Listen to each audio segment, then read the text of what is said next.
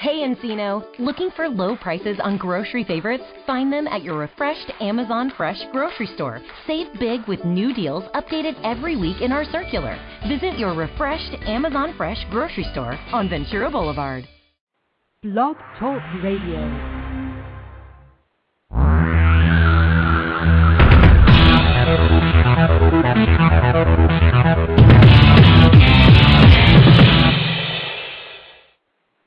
Live from Los Angeles, the Win Without Competing show with Dr. Arlene Barrow, Career Coach 1 and author of Win Without Competing. I'm Dr. Arlene. Welcome to my show. I will teach you how to use my Right Fit method, which will empower you to achieve your career and life goals. My guest today is Tom Lombardo, healthcare media pioneer and founding editor-in-chief of WebMD.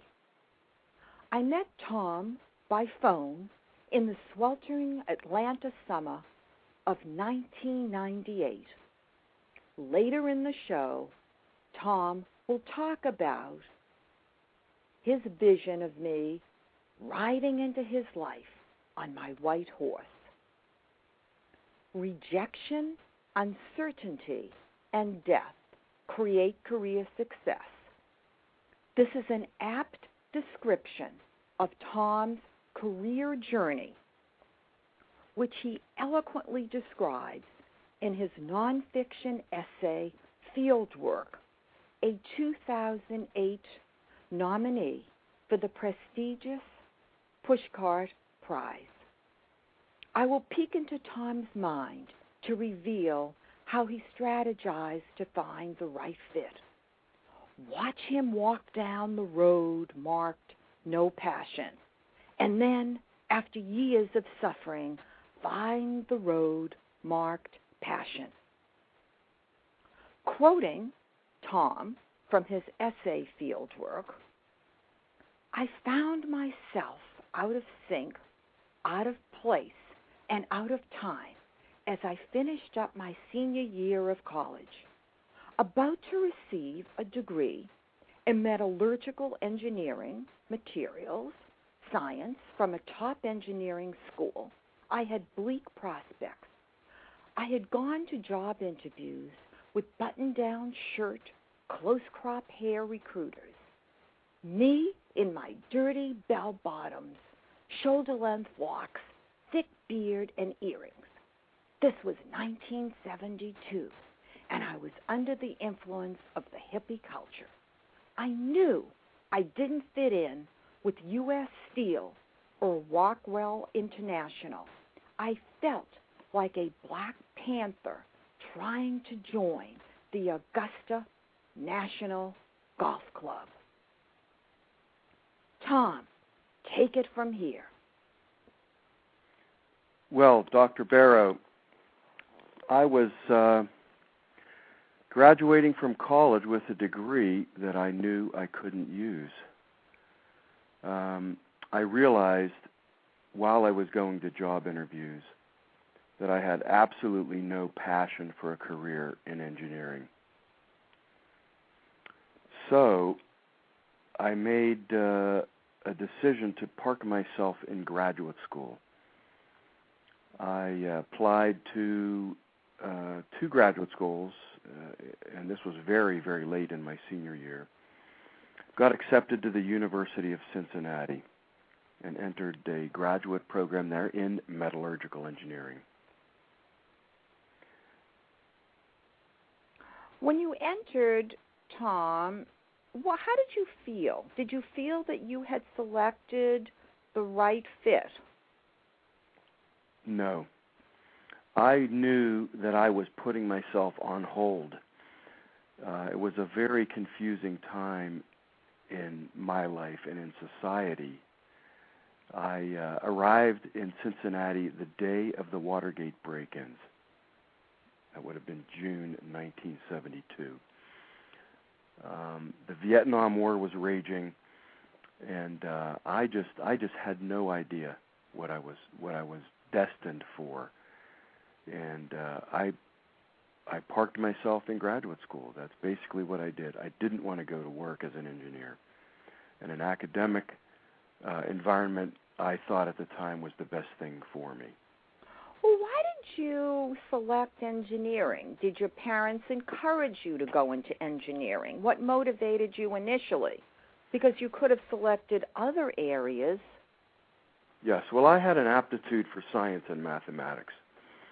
And, I grew up as a working-class boy, and I guess I saw engineering as a way up the social ladder.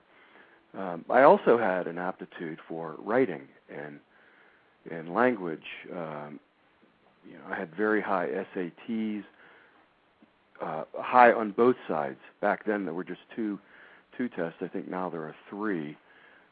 My science and math and verbal were the same score, but I really didn't have a lot of opportunities. I had a scholarship to go to Carnegie Mellon University, and I didn't really have a choice because my parents couldn't afford to pay for college.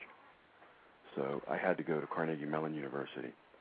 Okay. And when you go to a school like Carnegie Mellon University back then, now it has a much broader curriculum.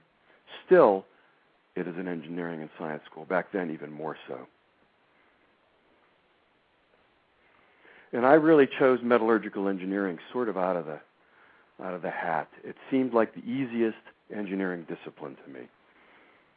I was on the football team there. Several of my teammates were metallurgical engineering majors, and they said, "Oh, it's easy. You ought to just get in this discipline here. You can graduate and make $900 a month." So you were motivated by money then, Tom, at that time? Yes, of course. Yeah, I came, as I said, I came out of a working class background. I was the first person in my family to enter college, and I wanted a comfortable life, so money was definitely a motivator. Talk to me about your research. How did you do as a researcher? In graduate school? Mm-hmm. I was pretty awful as a researcher. All right. Because in graduate school in engineering, and in many of the scientific and technical disciplines, you do research projects for your professor, who is essentially your boss. And whatever they have research grants for, that's what you work on. Unfortunately, I was working with a brand new professor, a newly minted PhD, who had no research grants. And his goal, his ambition, was to use me to do research and establish gather some findings and data that would allow him to apply for a research grant from the National Science Foundation or the Defense Department or maybe a private company. And so that was sort of my job. After my coursework, I had the lab work, and that was my job, is to gather findings that would allow my professor to go out and get research grants to take these findings to the next step. And I was pretty bad at it. I was pretty lousy researcher. It was a difficult project, too. At first we were trying to synthesize a very complex compound. It was sort of a biomedical project. It's called high hyaluronic acid. It's a fluid that's in joints, mostly the knee. And the theory was if you could synthesize this in the lab, then it could be used. It could be developed into some sort of synthetic fluid that would be then used to treat arthritis patients. That didn't work. It's very complicated to do something like that. And then I worked on a project which I will loosely call coatings, which are paints basically. And in metallurgical engineering, coatings on metals are very important. And I studied those for a while because my professor thought he could maybe get a grant from the Sherwin-Williams Company. And I messed around with that for about a year and got nowhere. The first project took a year, the second project took a year. Both were miserable failures. I had no passion. Okay. You write when you're working on your master's degree. This is, again, from your brilliant essay, Fieldwork.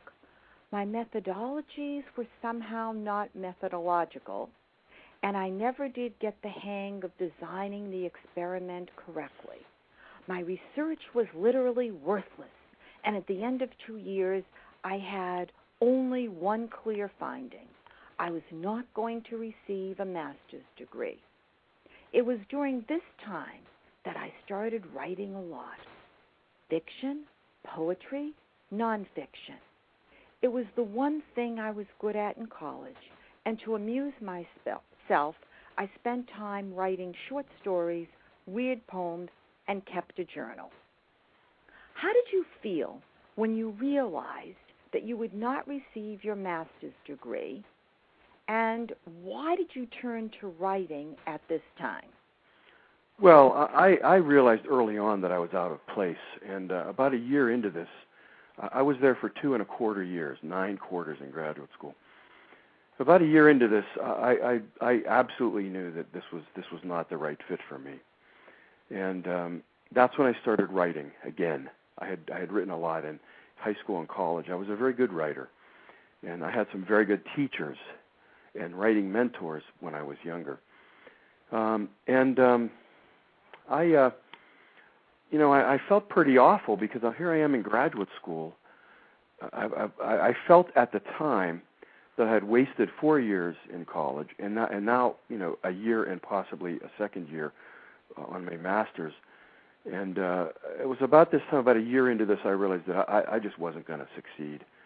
And I found the short stories, the poems, the journal were my personal writing.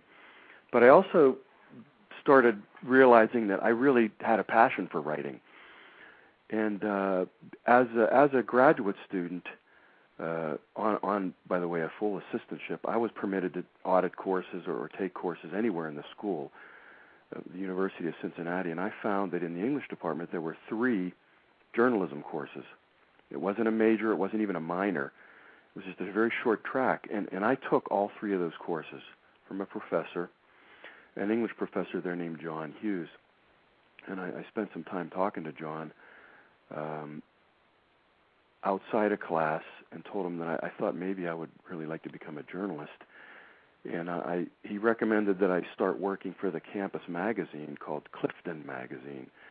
It had won some national student magazine awards. It was a very, very good magazine, slick 4-color magazine. And so I wrote some feature articles for them during that second year in graduate school. And John also recommended that I maybe try my hand at some journalism, and I went. He happened to know the editor of a small community newspaper in the neighborhoods that the University of Cincinnati was in, and he introduced me to a man named Richard Byrd, and I got some assignments from him, and was getting paid to write some freelance articles for his. It was a bi-weekly community newspaper. It covered 5 neighborhoods in the city of Cincinnati, in the city neighborhoods. I was getting paid $10, $15 an article, and with my writing for the Clifton magazine and my personal writing, that I was doing short stories and fiction and journal writing, my passion for writing was increasing by leaps and bounds. And it was during this time I realized I had to make a separation. I was not going to succeed as an engineer. I was not going to succeed in graduate school. I didn't like it. I didn't like the people. Though I had some good friends there, I didn't like the kind of work that everybody was doing.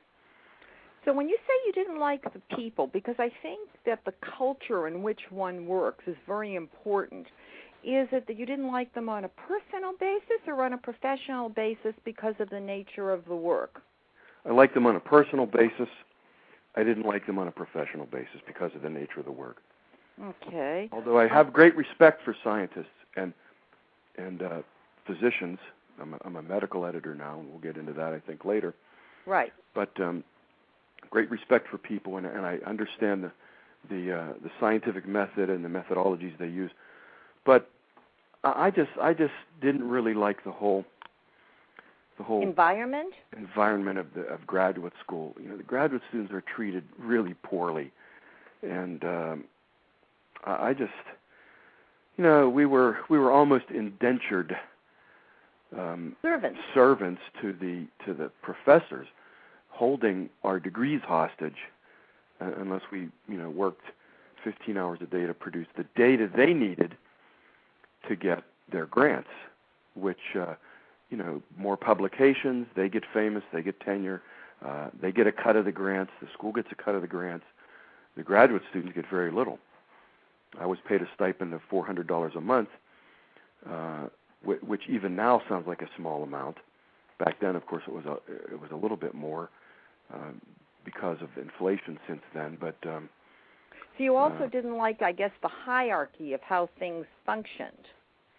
Yeah, the hierarchy was pretty bad, and of course I was at the bottom of it as a graduate student. I understand, but Mr. Bird gave you some very good news. You wrote in Fieldwork, "I became the editor-in-chief of this." Well, one day I walked into his office with my article, and this was about the third or fourth assignment, and Professor Hughes at the university, where I'd taken 3 courses, had spoken very, very highly of my work, and he knew of my magazine articles, and he saw my work that I was producing for him, and he looked up at me over the paper, and he said, "Do you want to become editor of this newspaper?"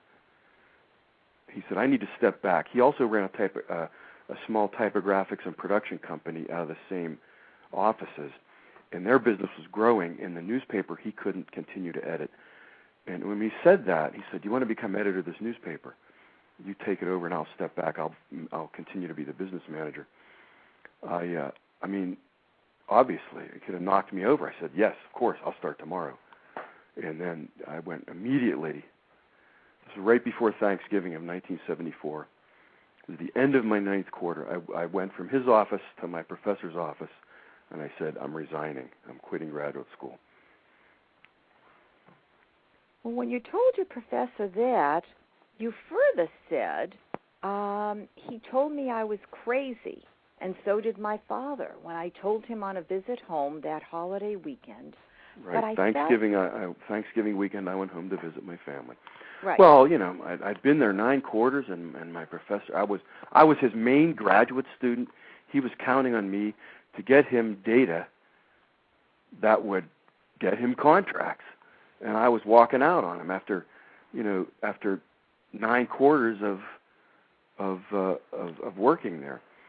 And when I told him what I was going to do, he just thought that was the craziest thing he ever heard. But you know, what could he do? I quit. Well, I like what you had said about.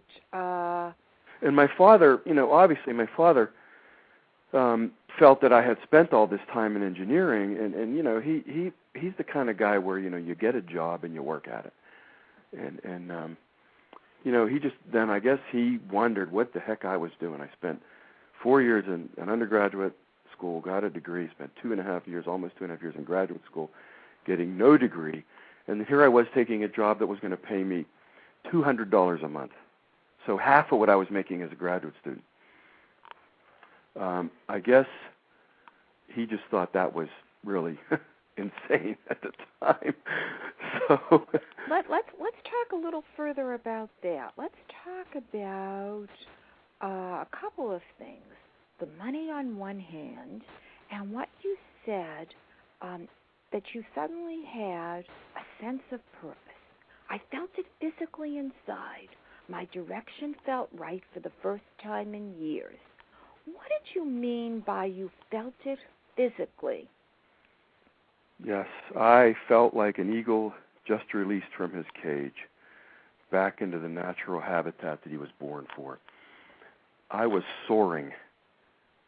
Literally, it was like being reborn. I didn't care the least about the money at that point. I mean, I was dirt poor, but the money was not the driving force. I knew in my gut that this is what I was meant to do. And that's basically what I told my father and mother. I said, I want to do this. I really think I can do well at this. And, in the end, that was enough for them. Pardon me? Did they relate to your passion, Tom, your parents? Did they understand what you were saying? I think my mother did more than my father. I remember spending a lot of time talking to her about it. Showed her some of my articles. And, my mother and father were not educated people. They don't have college degrees, but they speak impeccable grammar, and they're literate people. My mother and father both are big readers, and so she said, wow, this is good stuff. I like this. And so she kind of gave it her blessing. And I think my father got in line because of that, too. That was sort of... So suddenly the money no longer was important to you, am I correct? It was the passion, the pursuit of passion. You then changed your road. From the my road. Yes, you changed your road. I changed to the my road. Right Fit road. I felt this was the right fit. This was the perfect right fit for me. The flawless fit. fit. It felt right. It was a flawless fit, right? Exactly. Okay. It felt right inside. I felt like everything had aligned from head to toe in my body and mind for this job. And it was just a little community newspaper, biweekly, 10,000 circulation. But it was the beginning. I don't know if you're aware of how you've changed during the course of conversation. When you switch to talking about journalism, you can hear the passion in your voice. There are many people that I coach that have difficulty getting in touch with their passion. That's why I'm pursuing the passion in great detail, and I'm delighted that you're able to recall the feelings that you had so many years ago. Mm-hmm. Do you have any advice at all about the role of passion and its importance in an individual's career? You must go with your passion. You must go with your passion. If you are in a position that you don't have a passion for, even if you do well at it, you will not be happy. Why not have a position that you have a passion for? If you have a passion, you will do well in it. You'll do very well, and you'll be happy to boot. Excellent. Go with your passion. Excellent advice. In the last line of the essay, you wrote, I often wonder what Mr. Bird saw in me. I will tell you, Tom, he saw the right fit. He saw you as a journalist. And he was right. And he was right. Let's go further. Why did you decide to pursue a master's degree in journalism? Well, I felt when I made that decision, I had moved up to a daily newspaper in Ohio, Middletown, Ohio, and I wanted to become John Noble Wilford. John Noble Wilford is the longtime science writer of the New York Times. He may be retired now. Back then, he was very, very well known, and was for decades the top science writer. What year was this, Tom? Can you give us some idea about this would have been 1977, 78. Okay, in the late 70s, all right. 1977, something, yeah, 1977. I was on the copy desk of a daily newspaper, and had a good job there, and was well liked. I could have stayed there my whole career, and when I was 70, I would have been the editor. But I wanted to, as I said, I wanted to go to be the science writer of the New York Times. And so I felt, I was sitting on the desk and thinking, how can I get there? How can I get from here on the copy desk of the Middletown Journal in Middletown, Ohio, to the New York Times and be a science writer? I said, well, I already have an engineering degree. Wow, doesn't that sound useful? But I felt I needed another credential. So I applied to graduate schools and to get a master's in journalism. I felt that if I could match the master's in journalism with my BS in engineering, that would make me desirable in the science writing area. And so, what's interesting, I think, is how you recalled your early background, and you basically decided to marry it to journalism. Yes, exactly. Could you talk a little bit more about that? Because earlier you talked about how much you didn't like it. So tell us what you did like and why you decided. Well, but writing about science and engineering is a heck of a lot more fun than doing it. That's what I wanted to hear, the application of it. The application, yeah. So I felt that I had one credential, which was the training, the background in the scientific area. By the time I applied to graduate school, I had 4 years of experience in journalism, professional journalism at the small biweekly, and then was a couple of years at the Middletown Journal. And so it was pretty straightforward. I applied to the two top journalism schools in Ohio. I wanted to stay close to Cincinnati. And I was accepted to both Ohio State and Ohio University. And I picked Ohio University because they were ranked as one of the top 3 magazine journalism programs. And they had a professor there named Byron Scott, whom I met with on a visit, and I really liked him a lot. He was also a former science writer when he had a job in media. And so I matriculated there, and since I'd already had a failed attempt at a thesis in my engineering graduate school days, I knew going in that I wanted to get this done in 1 year. That's all the money I had. I was going against. You were still a poor journalist, right, Tom? Well, but I was going back to school again, tuition free, because I got an assistantship. I worked in the PR department at Ohio University for the year, writing articles and press releases. But so what I did is the summer before I matriculated, I went up and I met he was going to be my professor. I said, I want you to be my thesis professor. I want to start now, before I even get here, on a project. So that summer, we started together on a project. So I had a running start on my thesis because I knew I had 1 year to do this. You're right, I was still a poor journalist. I had 1 year worth of money, and I wanted to get in and out in 1 year. And I succeeded at that. And at the end of the year, I graduated, got my master's in journalism. In September 1978, I defended my thesis, received my master's, got married, and moved to New York City to a job, to a position in New York City that I had interviewed for. So it was a big month for me. What position was that? I took a position as associate editor with a magazine called Spectrum. It was a high technology magazine, not a large circulation, but highly respected in the media. Articles that would be written about in Spectrum magazine, 3 months later, the New York Times science writers would be writing about. So the magazine was a bit ahead because it was a magazine for engineers and scientists. And the magazine covered a lot of early research, and at that time, the semiconductor industry and computers were personal computing was just at the very nascent stages.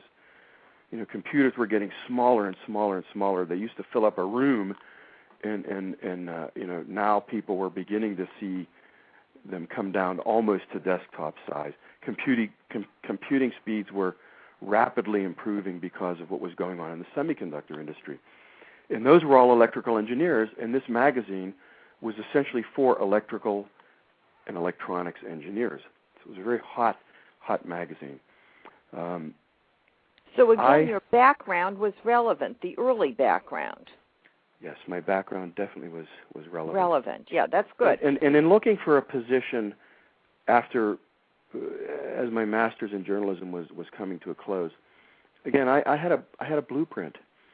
Again, looking for the right fit. I wanted to do science writing and editing. I wanted a career path in New York, and I wanted exposure to big-time journalists.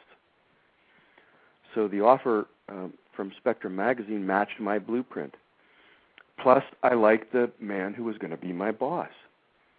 I felt he'd be a good mentor.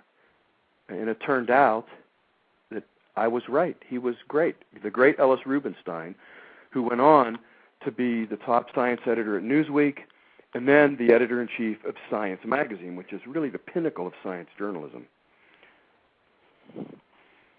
So not only was the position the right fit, but also the supervisor. The supervisor, the staff, it was really a great fit. And I worked there 4 years. I covered the first launch of the space shuttle in person, which was really, really great. I still have the slides that I shot of that space shuttle going off, and interviews with a number of astronauts and the famous Eugene Krantz, who was the crusty crew cut guy who ran the flight system. In the movie Apollo 13, he was played by, I'm going to forget the name of the actor now, the guy with the tie giving orders around. Interviewed several astronauts, one of whom was later killed in the Challenger disaster, Judith Resnick, who was a Carnegie Mellon graduate, which is why I interviewed her, and also an electrical engineer. I wrote an article about her. So I also covered the 3 Mile Island nuclear accident, for which I shared a National Magazine Award with the staff. It was an award for the whole issue, so the whole staff shared that award. And then I think that was in '79, and then the following year was the space shuttle launch, 80-81. And I was covering a lot of interesting technology, a lot of space program articles. And after the space shuttle launch, I came back to my desk, and this thought struck me. I said, I could work here 10 more years and never top this moment. I said, what can happen in the next 10 years that's going to top that experience? And that's when I started looking for another challenge. Can you fast forward us to the position of founding editor-in-chief and explain how did you handle the high-level management challenge? I know in between your position in New York and WebMD, you had management challenges, but this was a management challenge that could have been a bit daunting. Could you fast forward us to 1998? Right. I would just like to spend 1 minute on the intervening 15 years. Excellent. When I left New York, because I do want to have you back to talk further about that. I moved to a small publishing company in Tennessee. I sensed that it was poised for growth, and I joined them as an associate editor, which was a lateral move. But within 7 years, I had risen to executive vice president and senior partner, because the growth came, and I was there to experience it. And along the way, I became a medical editor and health editor there. So that's what's critical to the WebMD experience, because in my time there, I was there 14 years at that company. And I became a launch expert too. We were launching new media. I was launching new media on the average of once a year. So the launch of WebMD in some ways fit right into my background. To me, it was just another launch when I took the job as editor-in-chief. But it was much, much bigger. The scope was much bigger because it was happening all at once. I was hired to help launch that website, and as you may know, WebMD has become the medical and health juggernaut that gets close to 1 billion page views per quarter. It's a huge operation. And my position there was to get this company, this editorial department, from zero to that in a year. Talk about... And I had to find the best people that I could find, and lots of them, to fuel that growth. And that's when I met you, Dr. Barrow, and hired you as a consultant to find 40 right-fit candidates for my open positions. I had positions open in the U.S., the U.K., in London, and in Toronto in Canada. And those positions included writers, editors, doctors, and nurses. And at the time, I was wearing two hats. I was an editor trying to establish the editorial procedures, holding editorial meetings every day. We ran a daily medical and health news operation. So it was like running a large daily newspaper. We published about 13 to 14 new articles every day. And but my other hat as a high-level manager was getting all these people in, and you, Dr. Barrow, helped me with that high-level manager's work. And you helped me succeed by fitting all of these right-fit candidates into my open positions, and therefore made me look like a genius and helped WebMD grow. We could not have grown without these people. We couldn't have met any of our goals. We were launching new channels every week. Explain about the channels, Tom, because we started out very small. We had a couple of diseases that we were covering on the consumer health side, which would be the non-physicians who would go in and look for health. We had heart disease, breast cancer, fibromyalgia, and then we would launch new channels, prostate cancer, and then attention deficit disorder or depression, new diseases. And on the physician side, we also had a physician website that was for doctors. We would start with family practitioners, and we would launch those by specialty. Family practitioners, cardiologists, they were first. Then we'd have gastroenterologists, endocrinologists, psychiatrists. Okay, so we would add specialties. So every time you add a specialty, it's a new channel. It's a new channel of news. It's a new channel of databases. And on the consumer side, the non-physician side, it was the same thing. Every time you add a disease that you're going to cover, you have to add news, and you have to add databases that people can search in those diseases, message boards, which turn into communities of people that either have the condition or disease or are caregiving, Alzheimer's, okay, depression. And then, of course, you also launched WebRN at the same time. WebRN, we together, Dr. Barrow hired 15 nurses from around the country, and they worked as a virtual staff. Yeah, it was an amazing setup. I mean, we just worked day and night to get you the right fit every single time. We launched that site in 5 months, which is fast, believe me, for a media launch of that size. But of course, we didn't. You didn't hire all 40 people in 5 months, Tom. No. I just wanted to make that clear. It's because that would have been impossible. But I want to make this point that all of those hires worked very well. I didn't have to fire or discipline even one of them. Otherwise, I would have had a mess on my hands. So when you step into a management position like that, it's crucial to hire right-fit candidates, or you will not succeed. If you're the manager, you will fail. If you hire the wrong people, you're going to have the wrong staff. Was it difficult for you to have responsibility for the editorial content as well as the management?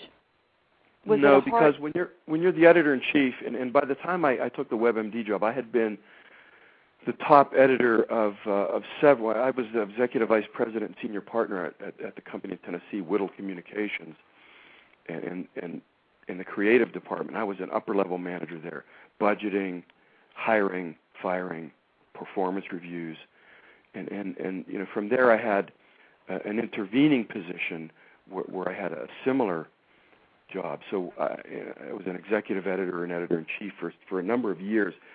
No, I really enjoyed the management part of it. I think I like to think I was a very creative manager. Now, at the I didn't do much writing because as the editor-in-chief or the executive editor, the potential for writing is limited. Although I did write a lot of proposals, I wrote a lot of concept statements.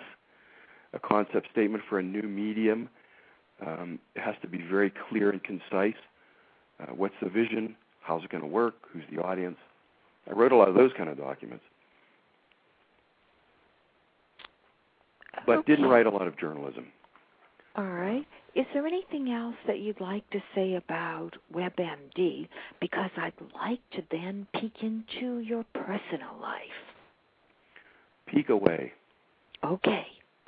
In 1985, your first wife, Lana, died suddenly. What impact did Lana's death have on your career, Tom? On my career, I'll have to say that the suddenness of her death put me into a state of shock, as you might imagine. But I knew in my gut that my passion for my work, I still had that passion. I knew I had a strong physical feeling of that passion for my work. And I knew that I needed to get back to it as soon as I could. And when I did, I buried myself in it because I loved it. And it was comforting in my grief. I was surrounded by my staff, people who respected me and that I respected, and my peers in the company. And it was really, really comforting to go back to work and just kind of sink into something that I had a passion for.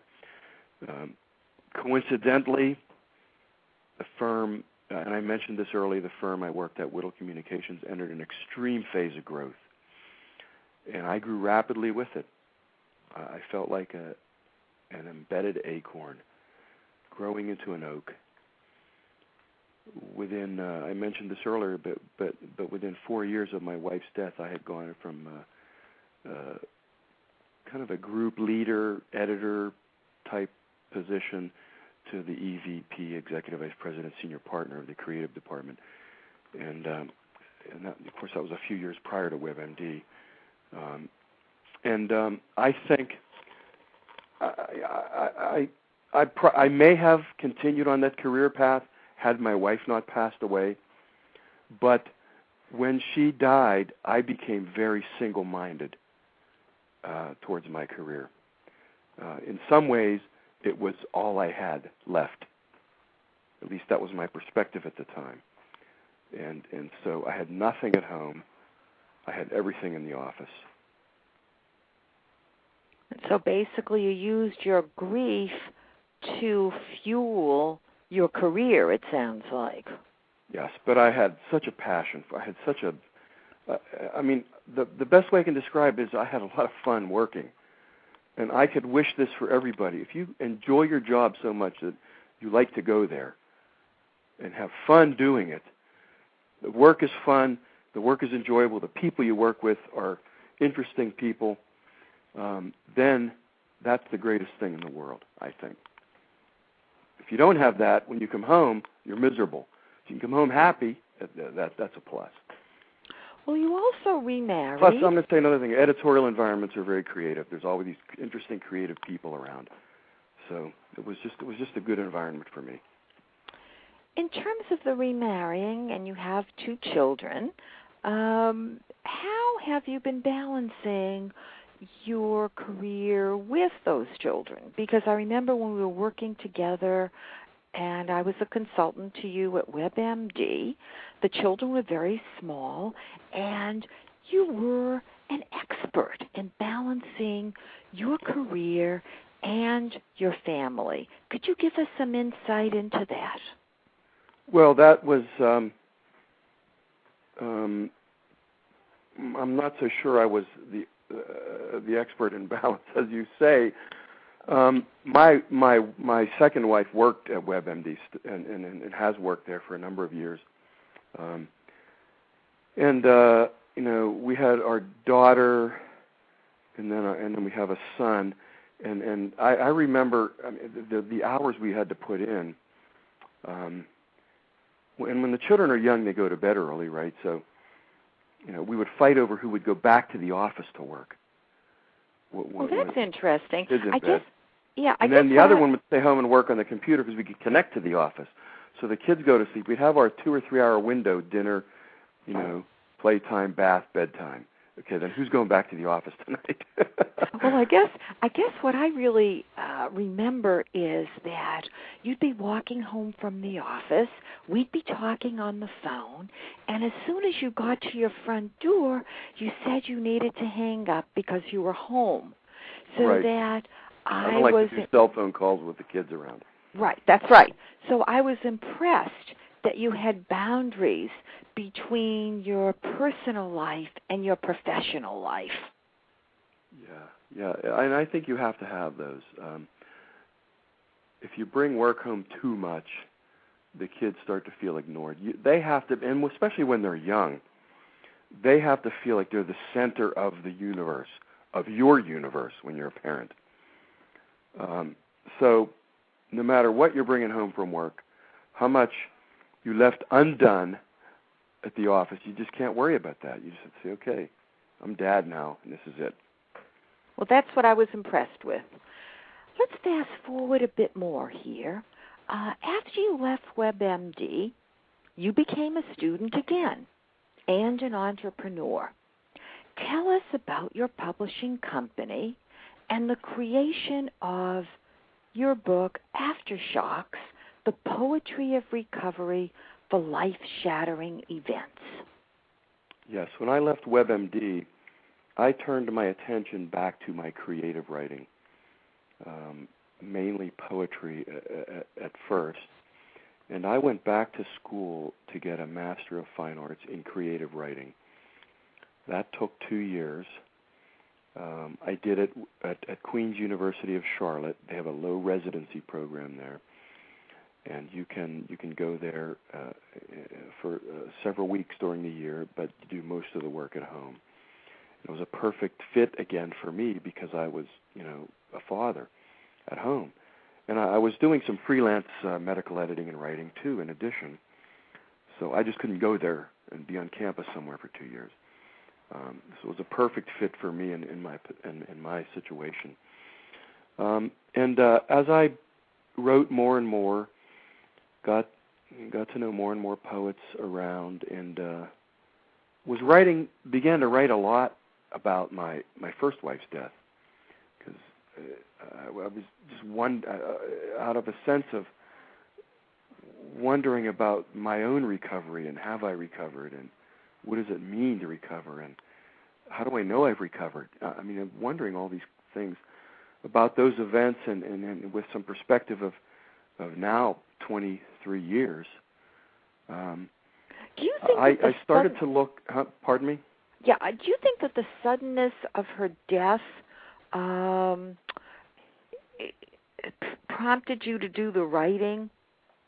Given that, perhaps you want to explain maybe the circumstances a little bit so our listeners can understand the shock of it all. Well, she was killed in a traffic accident. I got a call at my office. Come to the hospital. Your wife's been in a serious accident. So, we went from a happy marriage to, tragedy in 1 second. So, and I know, many people experience this. 40,000 people or so die in traffic accidents every year, and they're grieving families left behind. And I understand what they feel now, because you go through hell. You go to the hospital, you have to identify the body, the remains of your loved one, and it's quite a shocking, life-shattering experience. And also, she was how old, Tom? Well, when she died, we were in our 30s. I was a widower in my early 30s. We were very young. I don't like the term widower. I always envision a widower as some 80-year-old man doddering around on a cane. But that term attached itself to me too young. I was in my early 30s when I became a widower, and I didn't know anybody who was a widower at that age. I had no peers that I knew of anyway that I could relate to. There are more widows around at that age than widowers, because men, tend to kill themselves with guns and automobiles, and obviously they die in wars and other accidents. So I have to say maybe my recovery was stunted a bit, and that's why I didn't start writing about her death until 7 years later. I wrote the first poem, 1992. I was still a working journalist at the time, and I started writing about her in poetry. And during my MFA program, or just immediately after it, I had a burst of poems that I wrote one summer that I wrote about her and her death and her passing, and my feelings and my recovery in the ensuing years. And my writing about that caused me to read widely the creative writing, especially poetry, about recovery. And I started with poetry of Donald Hall and Douglas Dunn, who both wrote about the passing of their wives from cancer, and then branching out into other poets writing about other types of recovery, addiction, abuse, divorce. And along the way, I thought, I became very interested in publishing an anthology. One day over lunch, I was meeting with a man who had become a mentor of mine. His name is Fred Marchant. He's the director of the creative writing program at Suffolk University in Boston. And we were having lunch. It was at a conference here in Atlanta. And he asked me how my manuscript was going. And I told him, I gave him my sad tale of 1,000 rejections. And he said, why don't you become a poetry publisher? And it was like I'd hit the side of a wall. I said, what? Why is he saying this to me? And I thought about that for a whole week. I talked to my wife about this. I said, what does he mean? Why don't I become a poetry publisher? And my wife said, well, you are an editor. And it was like boing, the gates opened. And within an hour, I had blocked out the whole concept of this anthology, Aftershocks, the Poetry Recovery for Life-Shattering Events. Didn't have the title in that form at the beginning. I was calling it the Poetry Recovery. And 18 months after that lunch, I had bound paper. I had an anthology completed. And it was a heck of an 18 months.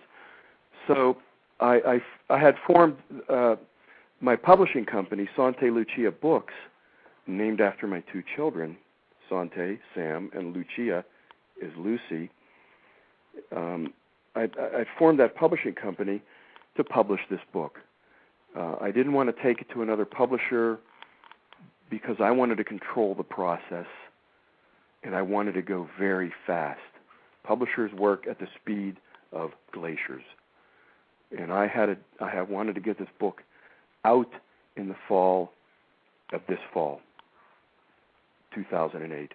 And I started on it in April 2007. So in 18 months, I went from an idea to a published book. With 115 poets from 15 nations. Aftershocks has 152 poems by 115 poets from 15 nations. And I did a heck of a lot of reading of poets around the world. And I had an open call for submissions that brought in about 500 submissions. There were some poets that I personally invited that I knew of. And then from my reading, I gathered some very well-established poets. I mentioned Douglas Dunn and Donald Hall earlier, and others from my reading. Could you honor us with a reading from your book, Tom, from Aftershocks? Well, I'd like to read just one short poem out of the 152. There are two poems in this anthology that I have written, and they're in the chapter on recovery from the death of a spouse. By the way, this book covers grief, war, recovery from grief, war, exile, divorce, abuse, addiction, illness, injury, and loss of innocence, death of a child. So there are many chapters, and each chapter covers one topic, and this is where I felt my creative contribution could have some impact to recovery from death of a spouse.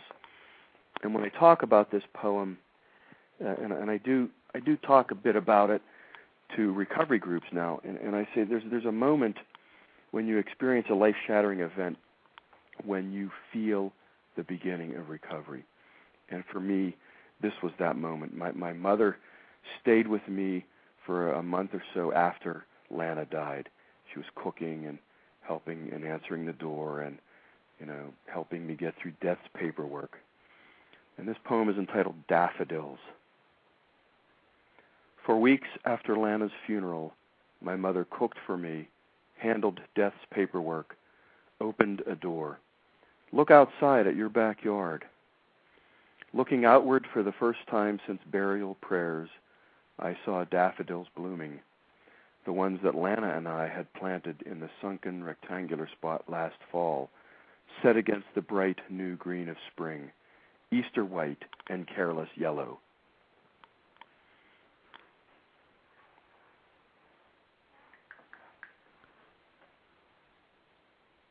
Tom, could Yes. you tell us how we can buy your book, Aftershocks?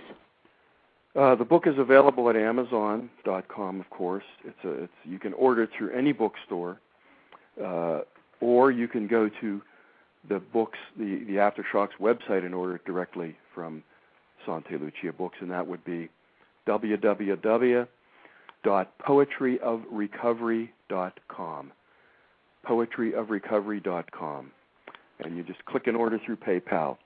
But as I said, it's also available at Amazon, and any bookstore has access to it. You can walk into any Barnes & Noble or your local independent bookstore, and they'll order it for you. If someone wanted to email you directly, could you share your email address? Yes, they could reach me at editor@poetryofrecovery.com. Is there anything else that you would like to add, Tom, about your career to help our listeners with their careers? As I said before, go with your passion. Let your passion guide your blueprint to the right fit. Excellent advice. This was such a stimulating conversation that I hope you will join us again on Win Without Competing and share more of your career and personal life with us.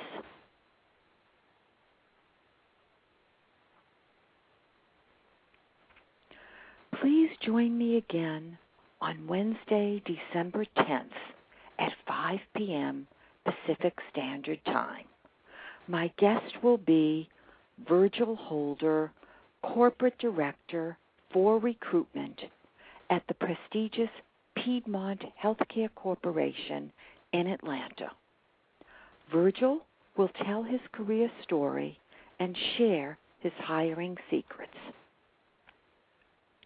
On Amazon, watch for Win Without Competing, which will be released soon as a Kindle book.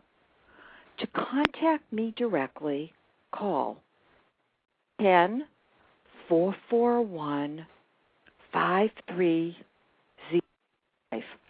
Until next time, remember this trigger tip. Change your mindset to the right fit method, and you will change your life. Goodbye for now from Dr. Arlene, Career Coach 1, and author, Win Without Competing.